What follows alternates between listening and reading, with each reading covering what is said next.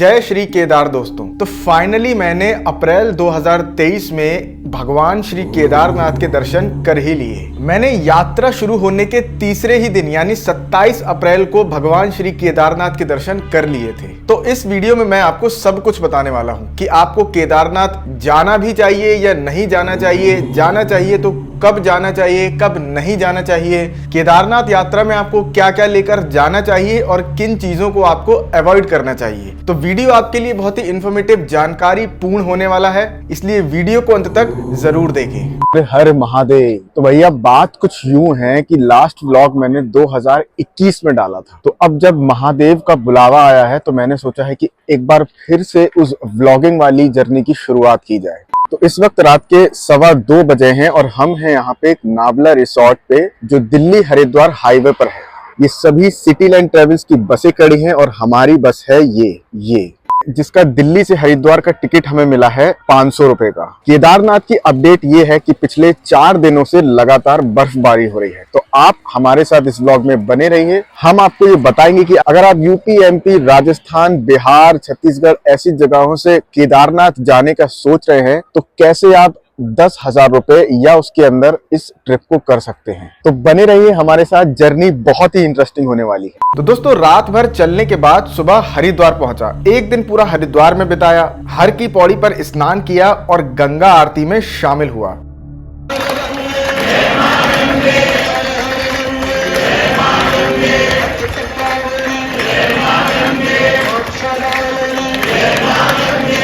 उसके बाद फिर अगले दिन हरिद्वार से सुबह 5 बजे दोबारा बस पकड़कर दोपहर तक सीतापुर पहुंचा, जो कि सोनप्रयाग से करीब 1-1.25 किलोमीटर पहले ही पड़ता है। तो फाइनली सीतापुर पहुंच चुके हैं और सीतापुर सोनप्रयाग से करीब 1-1.25 किलोमीटर दूर है। पीछे जो ये आप देख रहे हैं यह है सीतापुर की पार्किंग और मैं इस वक्त खड़ा हूँ अपने होटल की छत पर और ये है पीछे का नजारा। तो हरिद्वार से सोनप्रयाग का बस का टिकट मिला था 800 रुपए का और ये बस का किराया 650 से 1500 रुपए तक फ्लक्चुएट कर सकता है, डिपेंड करता है कि भीड़ कितनी आ रही है। इसके अलावा आप टैक्सी से भी आ सकते हैं, उसका भी किराया 900 रुपए पर पर्सन से 1500 रुपए तक जा सकता है। कुछ इस टाइप की टैक्सी होंगी। एक शेयरिंग टैक्सी में आते हैं 8 लोग और शेयरिंग टैक्सी की प्रॉब्लम यह है कि आपको सुबह ही पता चलेगा कि 8 लोग इकट्ठा हुए हैं और सुबह अगर 8 लोग इकट्ठा हो जाते हैं तो आपको शेयरिंग टैक्सी में बिठाकर सोनप्रयाग के लिए रवाना कर दिया जाता है। इसके अलावा आप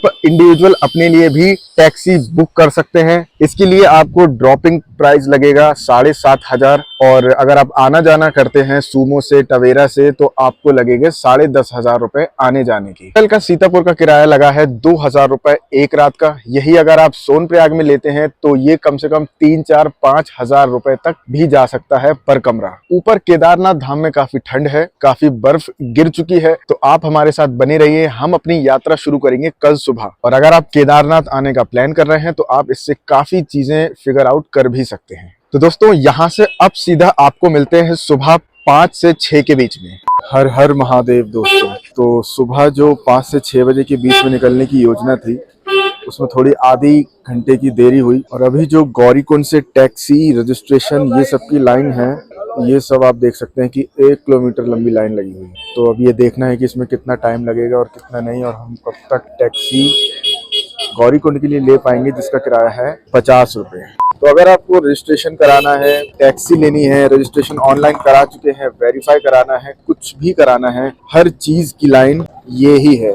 इसके अलावा वो आपको आगे जाने ही नहीं देंगे, चाहे आपको कुछ भी करना हो, रजिस्ट्रेशन, टैक्सी, वेरीफाई, आपको इसी लाइन से जाना होगा। उस दिन इस लाइन का होना ना होना सब बराबर ही था। पूरी तरह से अव्यवस्था फैली हुई थी सोनप्रयाग में, जहां पर आपका जो रजिस्ट्रेशन है वो वेरीफाई किया जाता है उस जगह पर। ये जो लाइन आप लोग देख रहे हैं, इस लाइन में लोग 2-2, 3-3 घंटे से खड़े थे और वहां के लोकल लोग और जो लोग पहले केदारनाथ आ चुके होंगे वो साइड से निकलकर आगे धक्का मुक्की कर उस बैरिकेडिंग को पार कर ले रहे थे, जिसके बाद गौरीकुंड जाने वाली टैक्सी की लाइन लगी थी और जो लोग ईमानदारी से लाइन में खड़े थे वो खड़े ही रह गए, क्योंकि वहां पर भीड़ ज्यादा हो जाने की वजह से और फिर मौसम खराब हो जाने की वजह से उस दिन की यात्रा को स्थगित कर दिया गया। अब इस बात का मुझे डाउट हो गया था कि जो लोग पीछे से जा रहे हैं लाइन क्रॉस करके वो वापस नहीं आ रहे हैं, इसका मतलब उनकी एंट्री आगे हो जा रही है। बहुत परेशानी हो रहा है, प्रशासन आ जाना आगे आगे वाले आगे जा रहे, पीछे वाले बेचारे आए पीछे धकेल दिए और वहाँ तक गए वापिस। कम से कम 1000 आदमी को छोड़ के पीछे पुलिस वाले ने भाई साहब की सरकार में ऐसा चलता है। बीजेपी सरकार, हम लोग का सरकार ऐसा करता है। कलकत्ता से आया, अभी तक लाइन में 4 बजे खड़ा है, कोई पुलिस व्यवस्था ही भी नहीं है। एक दो बार मैंने भी कोशिश करी जाने की, लेकिन पुलिस वालों ने मुझे वापस भेज दिया। लेकिन तीसरी बार जब मैं वहां पर गया तो मैंने देखा कि लोग धक्का मुक्की करके कैसे भी अंदर घुस जा रहे थे। दौड़ के आज हम यहाँ हमारे को 15 रोज हो गए आगे निकल जा रही है, इसको नजरअंदाज कर रहे हैं यहाँ के। सोनप्रयाग में जिस जगह पर रजिस्ट्रेशन होते हैं और अगर आपका ऑनलाइन रजिस्ट्रेशन पहले से है तो वो वेरीफाई होता है, उस जगह पर सब झुंड बनाकर घुस जा रहे थे बस। तो ऐसे ही फिर हमने भी एंट्री ली और हमारे एंट्री लेते ही उस दिन की यात्रा को स्थगित कर दिया गया। तो अगर बाई चांस लाइन में ही हम भी अगर खड़े होते तो हमें बिना यात्रा करे ही वापस आना होता, क्योंकि हम लोग वहां एक सीमित पैसा लेकर गए थे और वहां सोनप्रयाग या सीतापुर या उसके पहले रामपुर जो पड़ता है वहां पर एक रात गुजारने का मतलब है 2 से 3 हजार रुपए का खर्चा। अब ये आज की तारीख में ये व्यवस्था सुधरी है या नहीं सुधरी है हमें नहीं पता, लेकिन जिस वक्त हम गए थे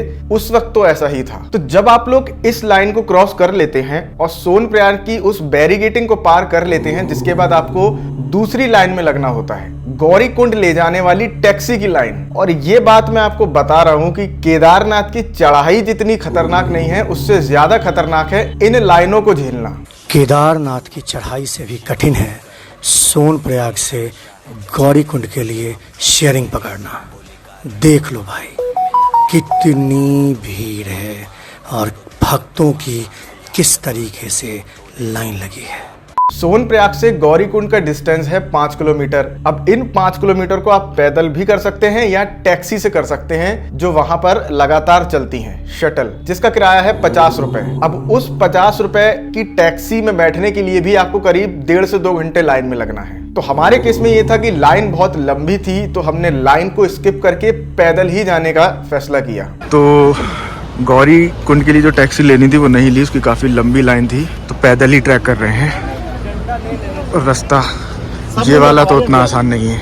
हालांकि सोनप्रयाग से गौरीकुंड का जो डिस्टेंस है वो ठीक ठाक लंबा है। तो बीच रास्ते में हमें कुछ महाराष्ट्र का ग्रुप मिला, जिनके साथ हमने बीच में ही एक टैक्सी को पकड़ लिया और उसको वहां से हायर कर लिया गौरीकुंड तक के लिए। ऐसा भी करते हैं लोग। तो जहां पर ये गौरीकुंड की टैक्सियां छोड़ती हैं, वहां से आपकी ट्रैकिंग शुरू होती है भगवान श्री केदारनाथ के दर्शन के लिए। आसान भाषा में कहें तो स्वर्ग के दर्शन के लिए।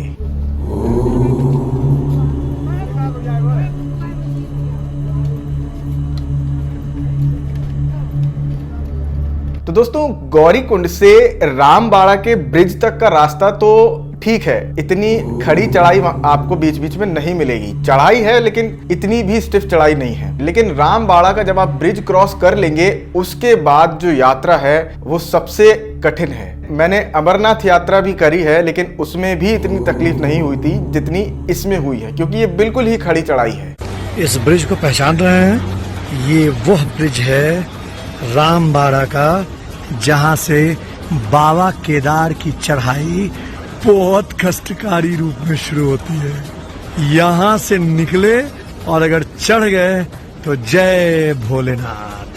और बीच बीच में आपको ऐसे शॉर्टकट भी मिलेंगे जिनका आप इस्तेमाल कर सकते हैं, लेकिन हम आपको यही रेकमेंड करेंगे कि आप शॉर्टकट ना लेकर जो रास्ता बनाया गया है उसी का इस्तेमाल करें। और जैसे जैसे आप अपना डिस्टेंस कवर करते जाते हैं और 1-1 किलोमीटर को आप पूरा करते जाते हैं, आपको बहुत ही सुंदर नज़ारे देखने को मिलते जाएंगे। और दोस्तों, ये जो साइन बोर्ड लगे हैं ना, आप किसी पे भी विश्वास कर लेना। वहां पे जो पहाड़ी कुत्ते घूमते हैं ना, आप उनके पीछे लग जाना, उन पे विश्वास कर लेना, लेकिन इन साइन बोर्ड पर विश्वास मत करना। ये 6 किलोमीटर 11 किलोमीटर ये बार बार आपको दिखता ही रहेगा। मान लीजिए किसी साइन बोर्ड पर लिखा है ना कि केदारनाथ टेम्पल सिर्फ 6 किलोमीटर रह गया है, उस साइन बोर्ड को देखकर आप 6 किलोमीटर और चल लेंगे तो वो आपको दोबारा फिर 6 किलोमीटर ही दिखाएगा। तो इन साइन बोर्ड पर ध्यान मत दें, बस अपनी यात्रा करते चलें।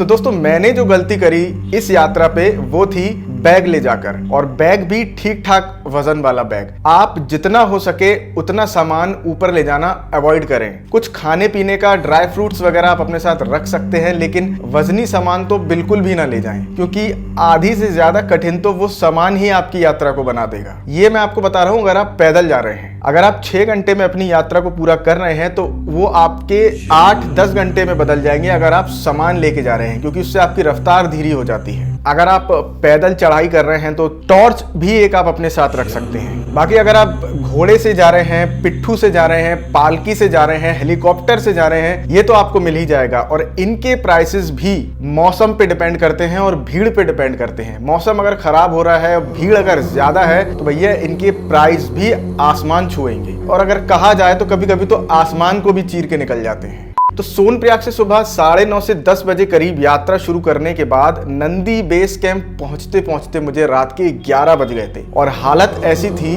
कि टेंट में जाते ही बिना कुछ भी खाए पिए बस सोना था और दिन भर की थकावट उतारनी थी। तो दोस्तों ये हमारे टेंट के बाहर का नज़ारा था। सुबह के टाइम मौसम अच्छा था, धूप भी निकल आई थी, लेकिन उसके बाद लगातार मौसम खराब होता रहा, और फिर तो उसके बाद करीब 4-5 दिन तक लगातार बर्फ गिरी। और फिर दोस्तों इसके बाद, इस पूरे संघर्ष के बाद आखिरकार भगवान श्री केदारनाथ के दर्शन हो ही गए।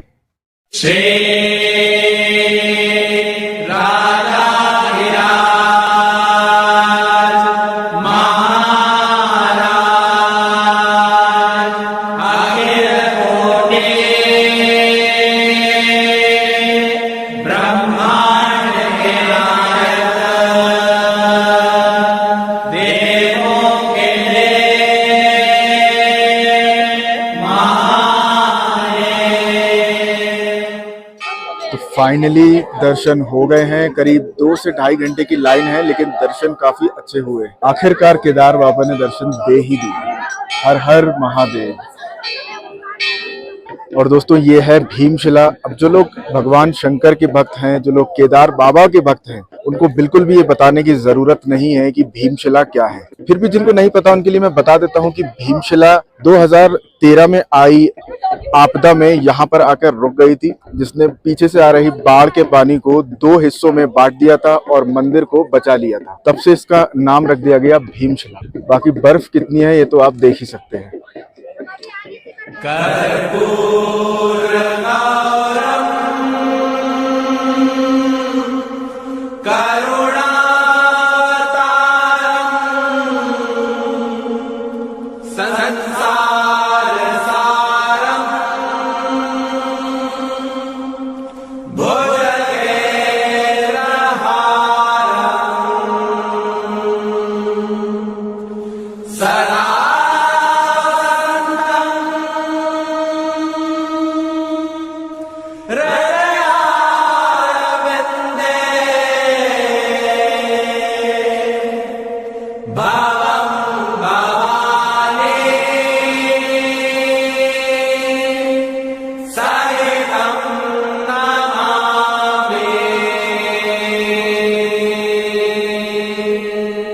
इसके बाद दोस्तों जब दर्शन करके वापस आने का टाइम हुआ तब शुरू हुई बर्फबारी, और ये ऐसी बर्फबारी थी जो अगले 4-5 दिन तक लगातार होती रही और यात्रा को भी रोक देना पड़ा।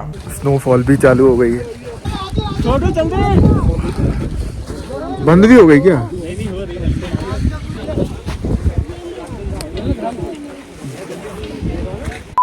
स्नोफॉल।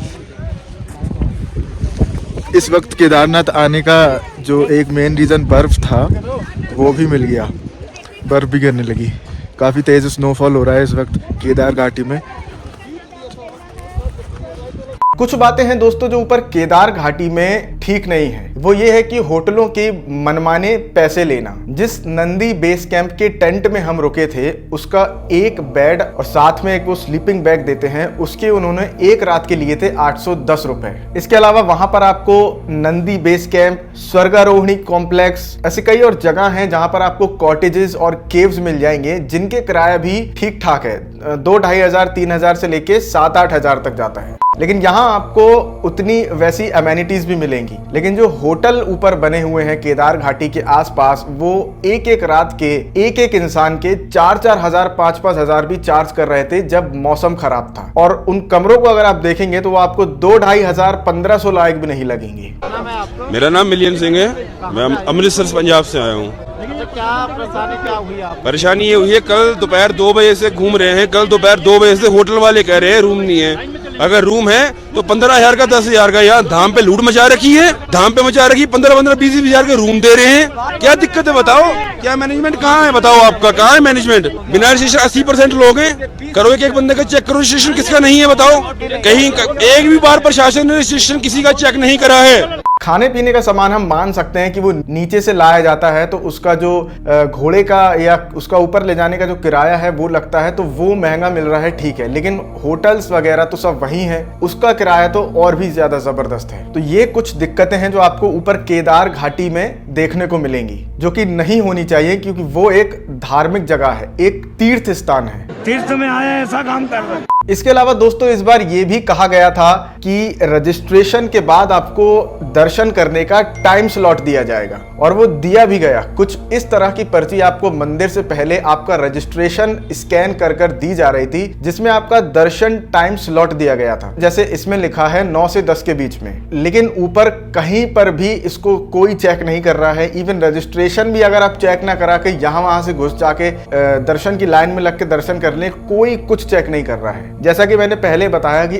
अव्यवस्था सोनप्रयाग से ही है। रजिस्ट्रेशन अनिवार्य है, लेकिन उसके बाद भी न जाने कितने सैकड़ों लोग आ रहे हैं जिनका कोई रजिस्ट्रेशन नहीं है और सब दर्शन कर कर जा रहे हैं। टाइम स्लॉट वाली पर्ची मिलने के बाद भी हमें लाइन में लगना पड़ा, जो कि इकलौता जरिया है दर्शन करने का। एक लाइन लगी हुई है, उसी में आपको लगना है। हाँ, वो लाइन में इतना समय नहीं लगता है, आप ऐसा नहीं है कि बहुत देर तक एक जगह पर खड़े हैं तो खड़े ही रहेंगे। बहुत ज्यादा अगर भीड़ है तो 2 से 2.5 घंटे लगेंगे। अगर ठीक ठाक भीड़ है तो 1-1.25 घंटे में आपका काम हो जाएगा, जैसे कि हमारा हो गया था। तो इसके बाद दोस्तों बर्फ और ज्यादा हैवी होती गई, और बहुत ज्यादा हैवी होती गई, बड़ी लीन चोली, और उसके थोड़ा बाद तक भी हमें स्नोफॉल थोड़ा बहुत मिलता रहा। तो दोस्तों ये था हमारा अनुभव केदारनाथ यात्रा का। तो बहुत टाइम से केदारनाथ जाने की इच्छा थी। अक्टूबर 2022 में भी रिजर्वेशंस कराए थे, लेकिन किसी कारण की वजह से वो कैंसिल हो गए। लेकिन अब भगवान केदारनाथ के दर्शन हुए, और बहुत अच्छे दर्शन हुए। दोस्तों अगर आपको वीडियो पसंद आया हो, इन्फॉर्मेटिव लगा हो, तो हमारे चैनल आउटिंग विद रंकित को जरूर सब्सक्राइब करें, क्योंकि आगे आने वाले वीडियोस में हम भारत में स्थित सभी 12 ज्योतिर्लिंग और उसके अलावा बहुत सारी भारत में घूमने फिरने वाली जगह को हम एक्सप्लोर करेंगे, और आपको बताएंगे कि कैसे बजट में आप सभी जगह भारत में घूम सकते हैं।